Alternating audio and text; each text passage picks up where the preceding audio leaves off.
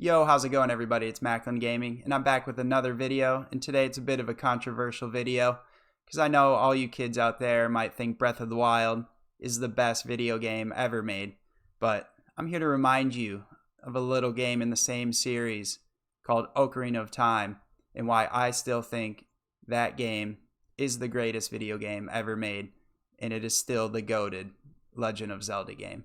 I'm going to break down each game in 5 different categories, and I'm going to compare and contrast, and we'll see what you guys think, which one comes out on top. So without further ado, let's get into the first category. Now, category number 1 for me, because it's the most important, is the music. Now, first of all, for all of you that don't know, I'm a musician, and that's like what I do for my job, for my career right now. This is just for fun, right? But as a musician, I really pay attention to the soundtracks of each video game. And sometimes it's the soundtrack and the music that gets me into a video game or a series. It's a huge part, I think, of the Zelda series as a whole.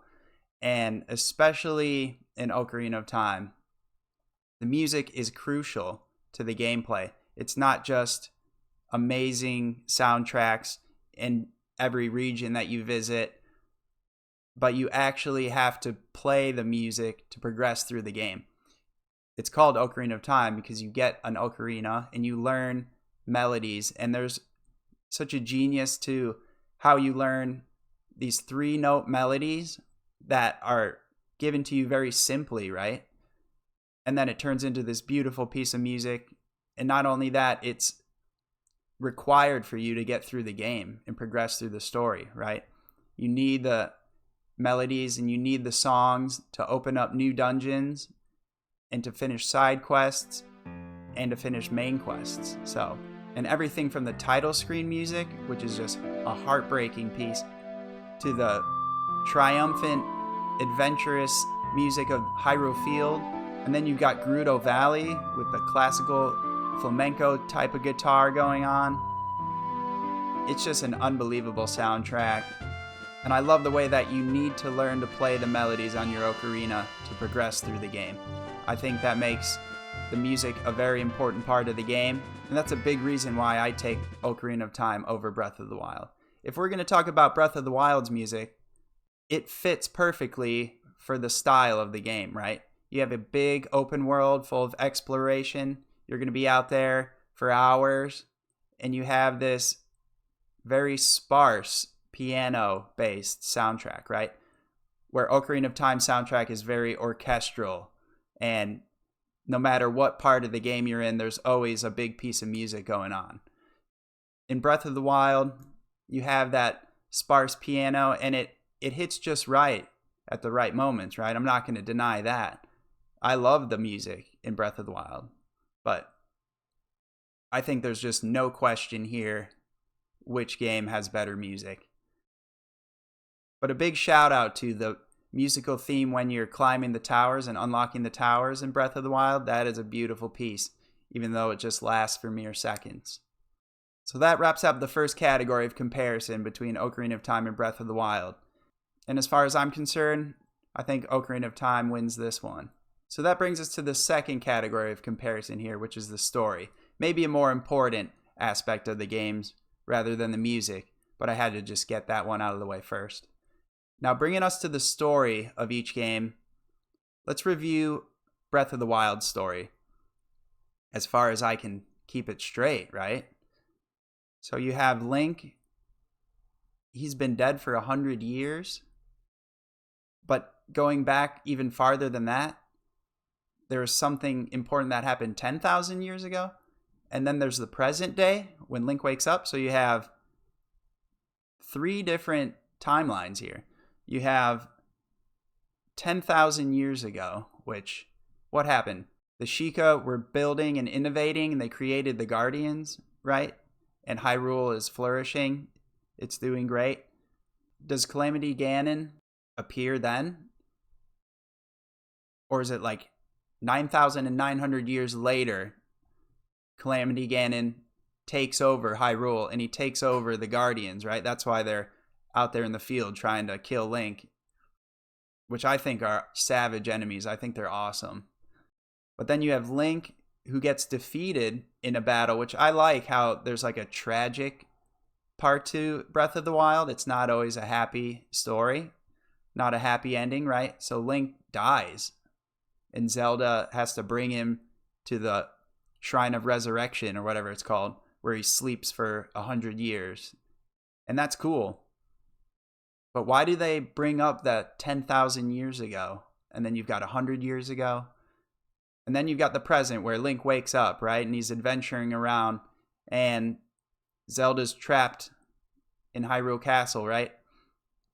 She went through her struggles of trying to unleash her power and the pressure from the king, her dad, and to go out there and fulfill her destiny as being super powerful, but you just can't get it. She can't unleash her power. I like that aspect of the story as well. But then you're Link, and you could play the game for about 200 hours and not reach Zelda. And the story almost gets put off to the side, right? You're exploring. I mean, there's some side quests that are cool in there. There's some nice characters you meet. But a lot of the game is you just exploring. And the story gets put off to the side. And sometimes you forget, like, what happened last in the story? Like, what am I doing? Oh, I'm just going to run around in this forest. I'm going to climb this mountain. And the story definitely is not a huge focus of the game. Let alone the fact that you've got Calamity Ganon, which is like an abstract version of Ganon. There is no Ganondorf, right? So that for me is another, thumbs down there. But, I like the game. Of course, I love Breath of the Wild. But the story just doesn't hit for me. It's a little all over the place, and it's definitely way too spread out in the field of exploration, right? So moving over to Ocarina of Time story, I think it is the classic Zelda tale. You're the chosen one, and you need to go save the princess. But there's so much deep backstory to the game. First of all, you start out as a child, and you watch Link grow into an adult. It's not just like one version of Link for the whole game. You see him grow from a kid into an adult. And when I played this game as a kid, I thought it was so awesome that he started out like as my age when I was playing. I think he was like 10 years old. And then he grows up to be like a grown man, 17 years old. And it's such a deep and emotional story because when you first meet Link, he's just a boy without a fairy, and everyone else in the forest has got a fairy. And so he's like an outcast. Everyone thinks he's no good, right? Until the Deku Tree summons Navi, his little fairy, to go meet him and go journey with him. Because the Deku Tree knows that Link is the chosen one. So when Link and Navi meet together, finally Link is accepted in the forest, except for one little bully, Kokiri kid. We don't want to talk about that kid. And I think the idea of having a little companion with you throughout the whole game is really excellent. And they kind of missed that in Breath of the Wild because that's such a lonely game when you're out exploring on your own. It would have been really cool if you had like a companion with you instead of just like a little iPad or Sheikah Slate or whatever you want to call it, right? So Link and Navi set out together, and they're going through little dungeons until Ganondorf appears, and then Link has to pull the Master Sword out of the Sacred Realm. And at that point, 7 years go by, and he's frozen in time, kind of like in Breath of the Wild, where he's just lying in the pool for 100 years.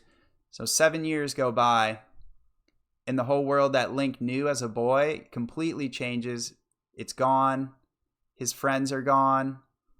And he has to go out there to ultimately banish the evil from Hyrule and then defeat Ganondorf at the end, right? So at this point, I want to reference another video on YouTube by Good Blood, which is a fantastic video called Ocarina of Time, a masterclass in subtext. And we're going to take a look at the video here, just so we can get a highlight really on how deep this storyline is. He does a much better job of explaining it than I do. but just listen to this for a couple minutes. These kinds of references to age and growth are nowhere to be found in other Zelda stories, but Link's age is the focus of about 90% of all the characters in Ocarina of Time. Before Link enters the sacred realm to sleep for that 7 years, the supporting characters make sure Link knows exactly how little the world expects of him, with just a little kid, fairy boy, forest boy, kid. Right, so everyone, when he's a boy, like I was saying, they're just treating him like a little kid, like he's not really the chosen one. They don't know. So it has this kind of like playful beginning to the game. Sunny, kid, fairy boy, boy, lad, son, kid, boy, forest boy, fairy boy, son, little kid, and kid. Seeing Link for the child that he is a relatively fair assessment, and these references to his disposition would render unimportant if it weren't for the equally ferocious obsession the characters have with the idea of manhood. Right, so then he grows up to be an adult. There's adult Link right there. And all his childhood friends, when they see him again, they just start talking about how he's such an awesome grown man. And you just see such an awesome progression in the character of Link. Of manhood. Becoming a man is an ideology the characters, including Link's childhood friends, seem to consider as the highest level of honor. There's talk. They all say, you're a real man, look how much you've grown. Of being a real man, not being a real man without a fairy, Darunia wanting Link to prove he is a real man, Princess Ruto telling Link he has been a terrible man to keep her waiting, and Naburu wishing she had kept a promise all those years ago after seeing how handsome Link had become. Ooh, Naburu, cool it. Chill. All right, so as far as the character progression goes for Link, I think it's outstanding. Now to move along the story a bit, like I said, adult Link banishes the evil from Hyrule and then eventually defeats Ganondorf, and then he meets Zelda, and it's a beautiful ending. It's that classic hero's tale, happy ending, right? And it just hits so hard because of the way that you grow up as a boy Link into adult Link, and the whole world changes, and then eventually you triumph. So for me personally, I just enjoy that classic hero's tale from Ocarina of Time. And that's really why I think it's one of the greatest stories and one of the greatest video games. And this one, again, for me, takes the upper hand over Breath of the Wild. All right, that leads me into the third category here, and that is dialogue. You might be wondering why I chose dialogue as a prominent category to compare the two games. But that's just because I want to highlight, again, just how deep and how beautiful the dialogue is in Ocarina of Time. So we're going to reference this video again one more time. Shout out to Good Blood. Ocarina of Time, a masterclass in subtext. Check it out. But we're going to look at this part right here. On the growing up line, a slow subtraction begins to take place. The more Hyrule gains, the more Link loses. A clip of Miyamoto and Zelda producer Eiji Onuma mentioned in an interview the importance of Link leaving the 4 girls from his childhood behind. Link must lose everything to save the world. So it's pretty dark, right? It's pretty heavy stuff. Now this is Saria, one of his childhood friends, who turns into a sage. And check this out. This plays heavily on the everything has to come from somewhere natural balance of Shintoism. Shintoism is like a Japanese spirituality, right? It's almost a religion, but it's very much founded in nature. And it is a huge part of the dialogue and the subtext of this game. You don't just get wood, you have to chop down a tree. You can wash away corruption, but it has to go somewhere. In this case, the corruption is lifted off the nature of Hyrule and onto Link himself. This is his designed role in nature. See how they keep referencing in different ways? Like he's the chosen one, he's meant to do this. But we're not done yet. While each sage's relevance stems from their race and elemental essence on the Shinto line, on the growing up line, Osawa has infused these characters with characteristics and dialogue symbolic of milestones one must navigate during adolescence. Like, that's genius. So each one of his childhood friends that essentially become the sages, each one represents a different part of just growing up as a person. Friendship, family, romance, loyalty, and sex. So those are all the different aspects, and those are the different sages right there. Saria's dialogue dedicated predominantly to friendship, Darunia to sworn brotherhood and family after Link saves the starving Goron race. Ruto's character, obsessed with love and marriage, Princess Zelda's loyal bodyguard, Impa, solely focused on Zelda's safety, asks Link to protect Zelda in her stead, and Nabooru, whose dialogue suggests sexual activity and comments on how handsome Link has become as a man. Woo. Again, take it easy there, Nabooru. But I mean, that's so deep to have the different sages, the different aspects of just maturing as a person. I think that's such an awesome usage of symbolism, and it really comes out in the dialogue. And I'm just going to reference one more part of the dialogue in Ocarina of Time here, because this is just the best that I've ever seen. When you meet Sheik as an adult, and Sheik plays a little melody on their harp for you to learn so you can access all the different temples. But Sheik always has the most insane wisdom. When you first appear at the forest temple, the flow of time is always cruel. Its speeds seem different for each person, but no one can change it. I mean, that's so real, dude. That's so real. A thing that doesn't change with time is a memory of younger days. Preach. Fire temple. It is something that grows over time, a true friendship. A feeling in the heart becomes even stronger over time. Water temple. Deep, heavy hitters. Time passes, people move. Like a river's flow, it never ends. I mean, I don't have any tattoos that have words. All my tattoos are just kind of like symbols and art. But if I were to get words in a tattoo, I would get all of Sheik's quotes right here, because they are just emotional, man. They're amazing. So that is why I think the dialogue in Ocarina of Time is so crucial, and I wanted to highlight that. Now, if I were to talk about the dialogue of Breath of the Wild, I would kind of focus on the way they added voice acting into the game, right?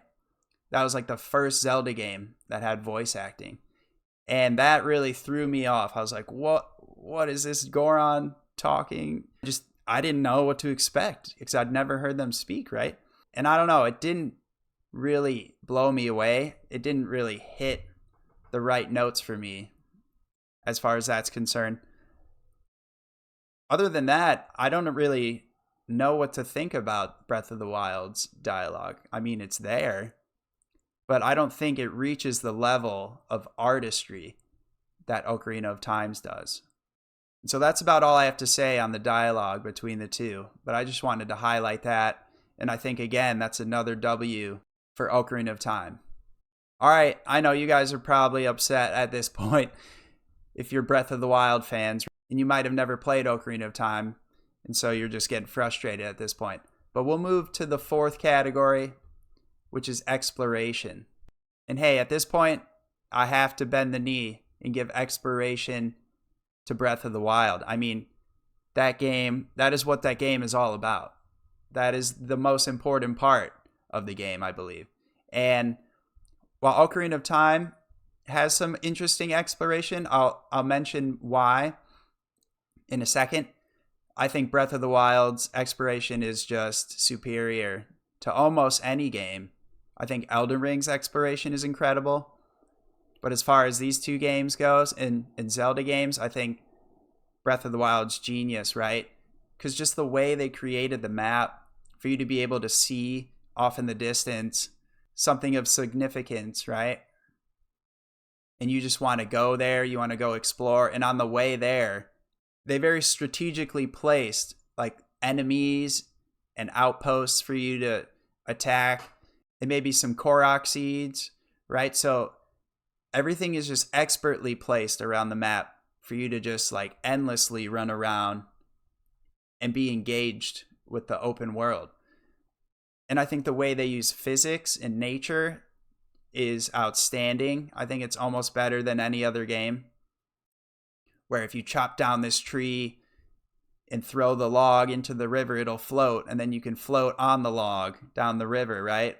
Or if you start a fire, there'll be an updraft of wind, and you can kind of jump up, use your paraglider, and get some altitude. When you're cold, you start losing health, and you need to cook some food to warm yourself up. I think all these aspects of using nature and exploration in the world are S tier. But there's one aspect of Ocarina of Time's exploration that I want to shine light on, and that is the classic Zelda mechanic of you can't reach this area yet because you don't have the right item, and you need to go get the item in the most current nearest temple.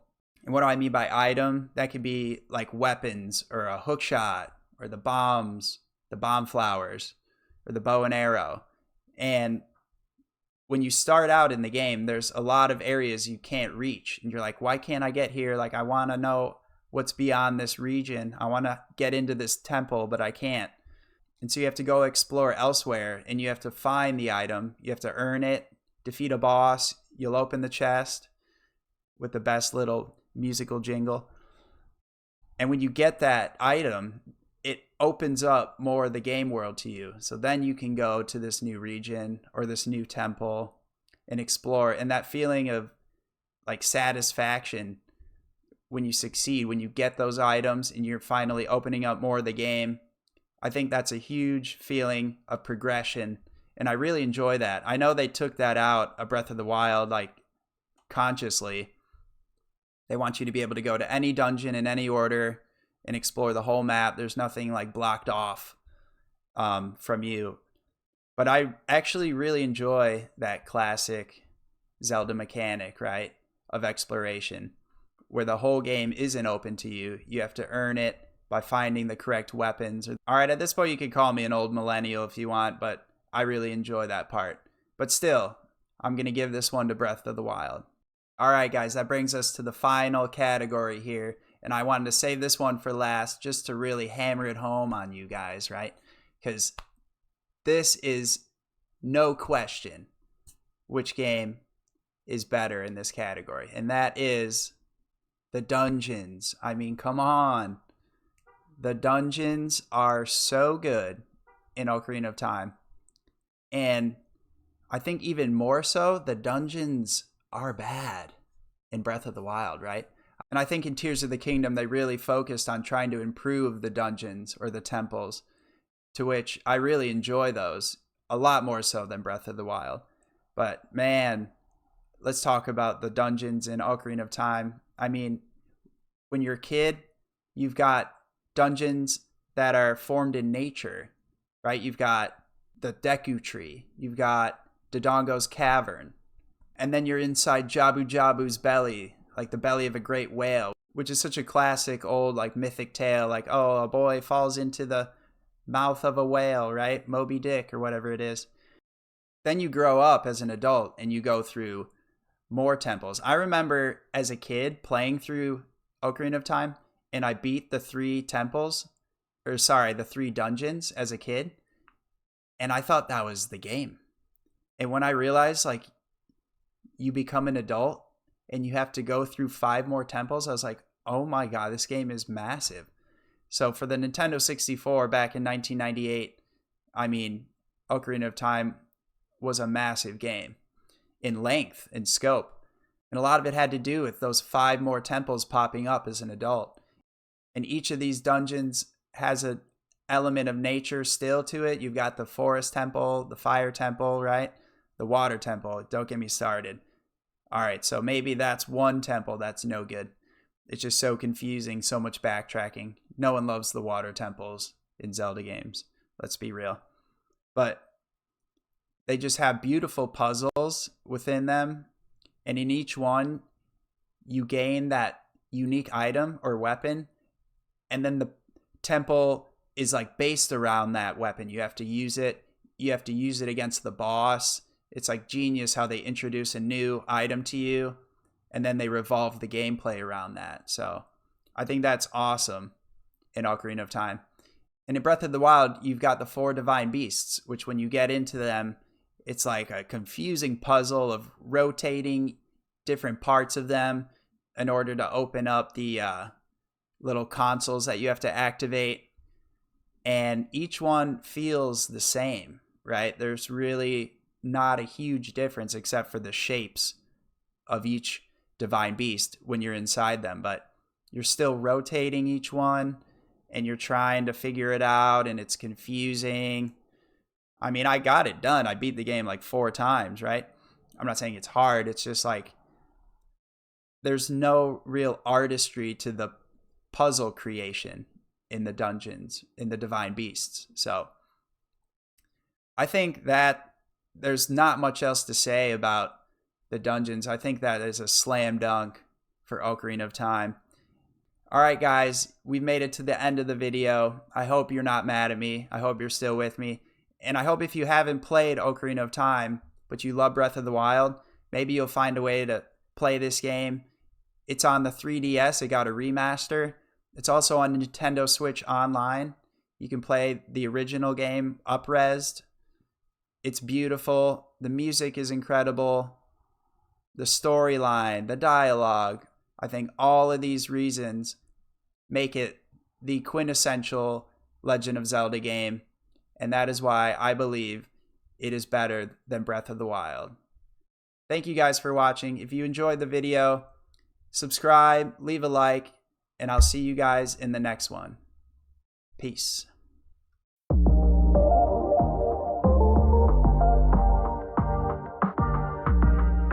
Resemble